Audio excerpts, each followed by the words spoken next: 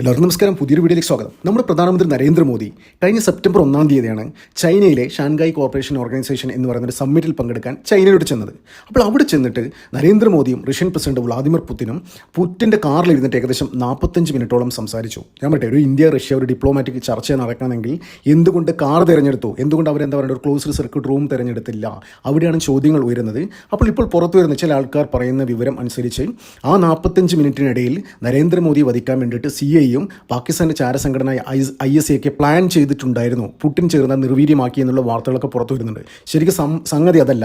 അതായത് Narendra Modi വധിക്കാനുള്ള proper details Indian ഇൻ്റലിജൻസിന് ചോർത്തി കൊടുക്കുന്നത് ശരിക്കും ഇറാൻ്റെ മിനിസ്ട്രി ഓഫ് ഇൻ്റലിജൻസ് MOI എന്ന് പറയുന്ന ഇൻ്റലിജൻസ് ആണ് ചോർത്തി കൊടുത്തത്. അതെന്താണ് ഞാൻ വിശദമായി പറഞ്ഞുതരാം. കഴിഞ്ഞ ദിവസമാണ് പാകിസ്ഥാൻ്റെ പ്രധാനമന്ത്രി ഷെഹബാസ് ഷെരീഫ് ISAക്ക് അയച്ച, കഴിഞ്ഞ മെയ് 1-ാം തീയതി ISAക്ക് അയച്ച ഒരു ലെറ്റർ ഉണ്ടായിരുന്നു. ആ ഒരു ഡോക്യുമെൻ്റ്, ഒരു ലെറ്റർ കഴിഞ്ഞ ദിവസം ചോർന്നിരുന്നു. അതിൽ ഈ പറയുന്നത് എന്താണെന്ന് വെച്ച് കഴിഞ്ഞാൽ, അതായത് പാകിസ്ഥാനിലേക്ക് നടത്തുന്ന അജ്ഞാതന്മാർ, അത് ജയ്ഷയുടെയും ലഷ്കറിൻ്റെയൊക്കെ നേതാക്കന്മാരൊക്കെ അടുത്ത കാലത്ത് അജ്ഞാതർ വന്നിട്ട് വെടിവെച്ച് കൊന്നിട്ട് പോയിട്ടുണ്ടായിരുന്നു. അത് കുറേ ആൾക്കാർ, ഏകദേശം 25ഓളം ഭീകരരാണ് 2-3 മാസത്തിനിടയിൽ ഈ അജ്ഞാതർ വന്ന് വെടിവെച്ച് കൊന്നത്. അപ്പോൾ ഇതിനൊക്കെ പിന്നിൽ റോയാണെന്നും മൊസാദുമാണോ എന്നുള്ള വിവരമാണ് ഈ ISAക്ക് പ്രധാനമന്ത്രി പറഞ്ഞത്, ഈ കത്തിൽ പറഞ്ഞത്. അതായത് നിങ്ങൾ പ്രോപ്പർ ആക്ഷൻ എടുത്തില്ലെങ്കിൽ വലിയ രീതിയിലുള്ള പ്രശ്നങ്ങൾ ഇവിടെ ഉണ്ടാകും, നിലനിൽപ്പിനെ തന്നെ ബാധിക്കുന്ന തരത്തിലേക്കാണ് കാര്യങ്ങൾ പോകുന്നതെന്നാണ് ഷെഹബാസ് ഷെരീഫ് ആ കത്തിൽ പറഞ്ഞിരിക്കുന്നത്. അപ്പോൾ എന്തുകൊണ്ടാണ് ISAക്ക് ഇത്തരത്തിലൊരു വാണിംഗ് എന്നുള്ള രീതിയിൽ കൊടുത്തിരിക്കുന്നത്? അതായത് ഇറാൻ്റെ ഇൻ്റലിജൻസ് MOIയും പാകിസ്ഥാൻ ISAയും നല്ല റിലേഷൻ എന്ന് വെച്ചാൽ അവർ പല കാര്യങ്ങളും ഈ ഹമാസുമായി ബന്ധപ്പെട്ട പല കാര്യങ്ങളൊക്കെ അവർ എക്സ്ചേഞ്ച് ചെയ്യുന്നുണ്ട്. ഞാൻ ഒരു കാര്യം പറഞ്ഞുതരാം. ഈ ഹമാസിൻ്റെ കുറേ ലീഡേഴ്സൊക്കെ POKയിലേക്ക് വന്നിരുന്നു. അപ്പോൾ ഈ ഹമാസിൻ്റെ ലീഡേഴ്സൊക്കെ POKയിലേക്ക് കൊണ്ടുവരുന്നതിന് പിന്നിൽ പ്രവർത്തിച്ചത് ഈ ISAയും ഇറാൻ്റെ ഇൻ്റലിജൻസുമാണ്. ഈ ഹമാസിന് തന്നെ ഈ ഇറാനിൽ ഓഫീസൊക്കെ ഉണ്ട്. അപ്പോൾ ഈ ഹമാസിൻ്റെ എല്ലാ ഡീറ്റെയിൽസും ഇറാൻ ഇൻ്റലിജൻസിന് അറിയാം. അപ്പോൾ പാകിസ്ഥാനിലേക്ക് ഞാൻ പറഞ്ഞില്ല, POKയിലേക്ക് കൊണ്ടുവന്ന് ശരിക്കും ഈ ഇറാൻ ഇൻ്റലിജൻസ് ആണ്. അപ്പോൾ ഇവിടെ പ്രശ്നം വരുന്നത് എന്താണെന്നറിയാം, ഈ പാകിസ്ഥാൻ്റെ ഇൻ്റലിജൻസും ഇറാൻ്റെ ഇൻ്റലിജൻസും എവിടെയാണ് തെറ്റിപ്പോകുന്നത്? ഇപ്പോൾ സമീപകാലത്ത് ഈ പാകിസ്ഥാൻ വലിയ ഷിയ സുന്നി കാടിറക്കിയിട്ട് വലിയ രീതിയിലുള്ള കളികൾ കളിക്കുന്നുണ്ട്. അതായത് അമേരിക്കയായിട്ട് ചേർന്നിട്ട് അവരുടെ സ്വഭാവത്തിൽ വലിയ രീതിയിലുള്ള വ്യതിയാനങ്ങൾ സംഭവിച്ചുകൊണ്ടിരിക്കുകയാണ്. അപ്പോൾ അത് ഇറാൻ ക്ലോസ്ലി മോണിറ്റർ ചെയ്യുന്നുണ്ട്. അപ്പോൾ ആ നമുക്കറിയാം ഇറാൻ ഒരു ഷിയ രാജ്യമാണ്. അപ്പോൾ ഈ പാകിസ്ഥാൻ അമേരിക്കയുടെയും ഈ സുന്നി രാജ്യങ്ങളൊക്കെ കൂട്ടുപിടിച്ചപ്പോൾ ഇറാനെതിരെ തിരിയുന്ന ഒരു പ്രവണത വന്നിട്ടുണ്ട്. അപ്പോൾ ഇതൊക്കെ മനസ്സിലാക്കിയിട്ട് ഇറാൻ്റെ ഇൻ്റലിജൻസ് ഈ പാകിസ്ഥാനിൻ്റെ പക്കൽ നിന്ന് ലഭിക്കുന്ന പല പല കാര്യങ്ങളും, പ്രത്യേകിച്ച് ഹമാസിനെ കുറിച്ചുള്ള ഡീറ്റെയിൽസ് അടക്കം ഈ റോയ്ക്ക് കൈമാറുന്നുണ്ട്. അവരിപ്പം പ്രോപ്പർ നല്ല രീതിയിലാണ് ഈ ഇറാൻ്റെ ഇൻ്റലിജൻസും ഇന്ത്യൻ ഇൻ്റലിജൻസും വർക്ക് ചെയ്തുകൊണ്ടിരിക്കുന്നത്. അപ്പോൾ പാകിസ്ഥാൻ്റെ പക്കൽ നിന്ന് ലഭിച്ച പല പല ഡീറ്റെയിൽസും റോക്ക് കൈമാറുന്നു.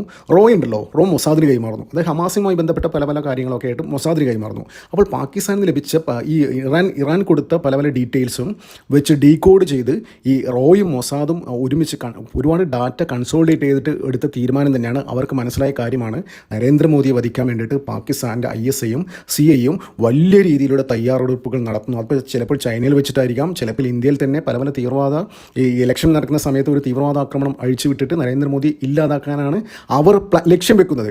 ഇപ്പോൾ ബീഹാർ ഇലക്ഷനൊക്കെ വരുന്നുണ്ട്. അപ്പോൾ ഈ സമയത്തൊക്കെ പാകിസ്ഥാൻ ഉപയോഗിച്ച് എന്തുകൊണ്ടാണ് CIA പാകിസ്ഥാൻ ഉപയോഗിക്കുന്നു എന്ന് വിശദമായിട്ട് തന്നെ മൊസാദും റോയും ഒരു ചർച്ച, അവർ ഒരു ഇൻ്റേണൽ ചർച്ച എന്ന ഭാഗമായിട്ട് അവർക്ക് മനസ്സിലായിട്ടുണ്ട് എന്താണെന്ന്. അതായത് ഇവിടെ വലിയ രീതിയിൽ ഇന്ത്യയുടെ ഭാഗത്ത് പല തരത്തിലുള്ള ടാക്സും ഇതൊക്കെ താരിഫൊക്കെ അമേരിക്ക ഏർപ്പെടുത്തി. എന്നിട്ടും പക്ഷേ ഇന്ത്യ തളർന്നില്ല. ഇന്ത്യ ഒരു കാരണവശാലും അമേരിക്കയുടെ താരിഫിന് മുന്നിൽ മുട്ടുമടക്കില്ല. നിങ്ങൾ പറയുന്ന, അതായത് നിങ്ങൾക്ക് ആവശ്യമുള്ള ഒരു കാര്യങ്ങളും ഇവിടെ നടക്കാൻ പോകുന്നില്ല. അതായത് ജനിതക മാറ്റം വരുന്ന കാർഷിക വിളകളും ഡയറി പ്രോഡക്ട്സും ഒക്കെ ഇന്ത്യൻ മാർക്കറ്റിൽ വിറ്റഴിക്കാൻ ഞങ്ങൾ ഒരു കാരണവശാലും സമ്മതിക്കില്ല എന്ന് മുഖത്ത് നോക്കി പറഞ്ഞിട്ടുണ്ടായിരുന്നു. അപ്പോൾ ഒരു തരത്തിലും ഈ ഇന്ത്യ അമേരിക്കയ്ക്ക് വഴങ്ങുന്നില്ല എന്ന് അമേരിക്കയ്ക്ക് മനസ്സിലായി. അതായത് ഓപ്പറേഷൻ സിന്ദൂറിൻ്റെ സമയത്ത് പോലും അമേരിക്കയ്ക്ക് വലിയ രീതിയിൽ ഡാമേജാണ് ഇന്ത്യ ഉണ്ടാക്കിയത്. അപ്പോൾ അന്താരാഷ്ട്ര തലത്തിൽ ഗ്ലോബൽ പ്ലാറ്റ്ഫോമിൽ അമേരിക്കയുടെ ആ ഒരു ഹോൾഡ് അപ്പർ ഹാൻഡ് പോയിക്കൊണ്ടിരിക്കുകയാണ്. ഇത് പറഞ്ഞതെന്ന് വെച്ചാൽ മുമ്പൊക്കെ ഈ പാകിസ്ഥാൻ എന്ന് പറയുമ്പോൾ നമുക്കൊക്കെ ഭയങ്കര പേടിയായിരുന്നു. പിന്നെ ഇപ്പോഴത്തെ കാലഘട്ടത്തിൽ എന്താ സംഭവിച്ചുകൊണ്ടിരിക്കുന്നത്, അമേരിക്ക എന്ന് പറയുമ്പോൾ ഇന്ത്യക്കാർ ചിരിക്കുന്ന അവസ്ഥയാണ്. അപ്പോൾ അത്തരത്തിൽ ഒരു ട്രംപിനൊക്കെ കാണുന്ന ഒരു കോമാളിയായിട്ടാണ് ഇപ്പോൾ ഇന്ത്യക്കാർ ഫുൾ കണ്ടുകൊണ്ടിരിക്കുന്നത്. അപ്പോൾ ആ തരത്തിലേക്ക് അമേരിക്കക്ക് വലിയ രീതിയിൽ ഡാമേജ് ഉണ്ടാക്കി. അത് അമേരിക്കയുടെ ഇന്റേണൽ പൊളിറ്റിക്സ് വെച്ച് നോക്കുകയാണെങ്കിൽ വലിയ രീതിയിലുള്ള പ്രതിഷേധമാണ് ഈ ട്രംപിനെതിരെ വരുന്നത്. അത് ഇന്ത്യയെ നിലക്ക് നിർത്താൻ പറ്റുന്നില്ല. ഒന്നുകില്ലെങ്കിൽ ഇന്ത്യയുടെ ഫ്രണ്ട്ഷിപ്പായിട്ട് ആ രീതിയിൽ പോവാം, ഇല്ലെങ്കിൽ ഇന്ത്യക്കെതിരെ തിരിയുമ്പോൾ അമേരിക്ക പറയുന്ന സ്ഥലത്ത് ഇന്ത്യ നിൽക്കണമെന്നൊരു സ്റ്റാൻഡാണ് അമേരിക്കൻ പൊളിറ്റിക്സിൽ ഇപ്പോൾ നടന്നുകൊണ്ടിരിക്കുന്നത്. അപ്പോൾ അത് ട്രംപിന് സാധിക്കുന്നില്ല. വലിയ രീതിയിൽ പ്രതിഷേധം അവിടെ നടന്നുകൊണ്ടിരിക്കുകയാണ്.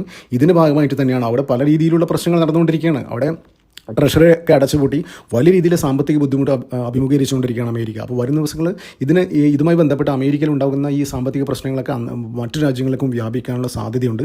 അപ്പോൾ എന്ത് തന്നെയായാലും ഈ അമേരിക്കയും ഇവരൊക്കെ ചേർന്നിട്ട് ഇന്ത്യയിൽ വലിയ രീതിയിലുള്ള കലാപങ്ങൾ ഉണ്ടാക്കണം. കലാപങ്ങൾ ഉണ്ടാക്കിയിട്ട് ഇന്ത്യ തകർക്കണം. അതായത് ഇന്ത്യയുടെ ഫിനാൻഷ്യൽ ഗ്രോത്ത് തടയണം.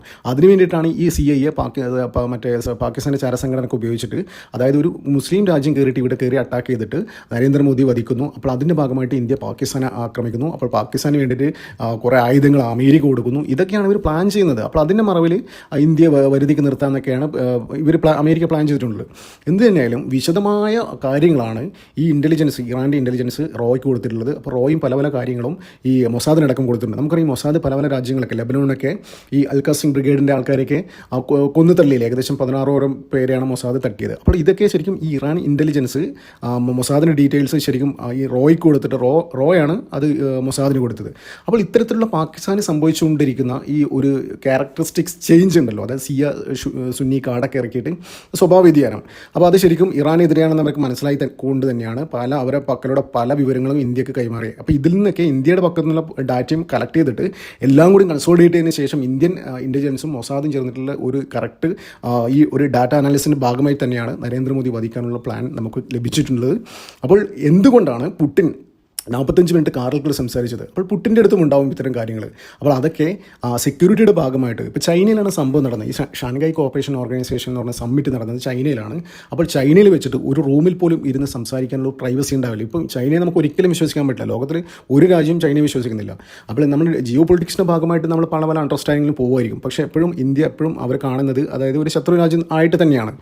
അപ്പോൾ അതുകൊണ്ടൊക്കെ തന്നെയാണ് ഈ പുടിനും മോദിയൊക്കെ ഒരു റൂമിനകത്തിരുന്ന് സംസാരിക്കാതെ, ഹോട്ടലിനകത്തിരുന്ന് സംസാരിക്കാതെ കാറിൽ പോയിട്ട് സംസാരിച്ച്. അപ്പോൾ ഈ പല പല കാര്യങ്ങളും ഈ എന്താ പറയുക റഷ്യയുടെ ഇൻ്റലിജൻസിനും അവരുടെ പക്കലുമുണ്ട്. അപ്പോൾ ഇതൊക്കെ കൂട്ടി വായിച്ചിട്ട്, അപ്പോൾ ഓൾറെഡി അവിടെ ചെല്ലുമ്പം തന്നെ ഇവർക്ക് അറിയാമായിരുന്നു ഇത്തരത്തിലുള്ള കാര്യങ്ങൾ അവിടെ ഉണ്ടാകും.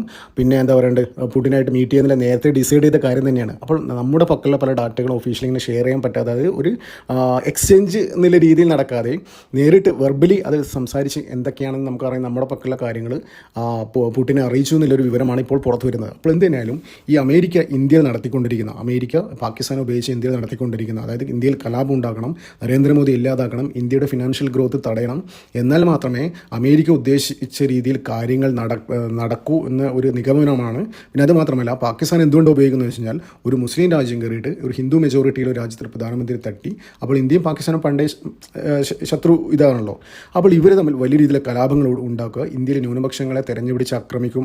അതിൻ്റെ ഭാഗമായിട്ട് ഇതൊക്കെയാണ് ഇവർ ലക്ഷ്യം വെക്കുന്നത്. അപ്പോൾ മൊത്തത്തിൽ ഇന്ത്യ ഇപ്പോൾ കൈവരിച്ചുകൊണ്ടിരിക്കുന്ന ആ വലിയ ഗ്രോത്ത് ഉണ്ടല്ലോ, അത് പെട്ടെന്ന് തന്നെ തടയിടാനാകും. അതുമാത്രമല്ല, അതിനിടയിൽ അമേരിക്ക കയറി ഇടപെട്ടിട്ട് ഇവരെയൊക്കെ എന്താ പറയേണ്ടത്, ഞങ്ങൾ യുദ്ധം നിർത്തി അങ്ങനെയാണ് ഇങ്ങനെയാണെന്നൊക്കെ പറഞ്ഞിട്ട് വലിയ രീതിയിലുള്ള ആള് ചമയൽ ഡൊണാൾഡ് ട്രംപിന് നടത്താനും പറ്റും. പിന്നെ അതുമാത്രമല്ല, അമേരിക്കയുടെ ആയുധങ്ങൾ ഫുൾ പാകിസ്ഥാനെ വിട്ടിട്ട് അവർക്ക് ആ മേഖലയും ശക്തിപ്പെടുത്താൻ പറ്റും. ഇതൊക്കെയാണ് അമേരിക്ക ലക്ഷ്യം വെക്കുന്നത്. അപ്പോൾ എന്ത് തന്നെയാലും ഇറാൻ്റെ ഇൻ്റലിജൻസ് ഇപ്പോൾ അവർക്കറിയുന്ന പാകിസ്ഥാൻ്റെ എല്ലാ വിവരങ്ങളും റോയ്ക്ക് കൈമാറി എന്നുള്ള വിവരമാണ് പുറത്തു വരുന്നത്. അപ്പോൾ നമുക്ക് എന്തായാലും ഇതിനെക്കുറിച്ചുള്ള കൂടുതൽ വാർത്തകൾ വരും ദിവസങ്ങളിൽ പുറത്തു വരും. എന്തായാലും ഏത് തരത്തിലുള്ള കമ്മ്യൂണിക്കേഷനാണ് നമ്മുടെ ഇറാനും ഇന്ത്യയും നടത്തിയിരിക്കുന്നതെന്ന് ഇപ്പോൾ വരും ദിവസങ്ങൾ പുറത്തു വരും. നമുക്ക് അതിനായി കാത്തിരിക്കാം. നന്ദി, നമസ്കാരം. മറ്റു വീഡിയോ കാണാം.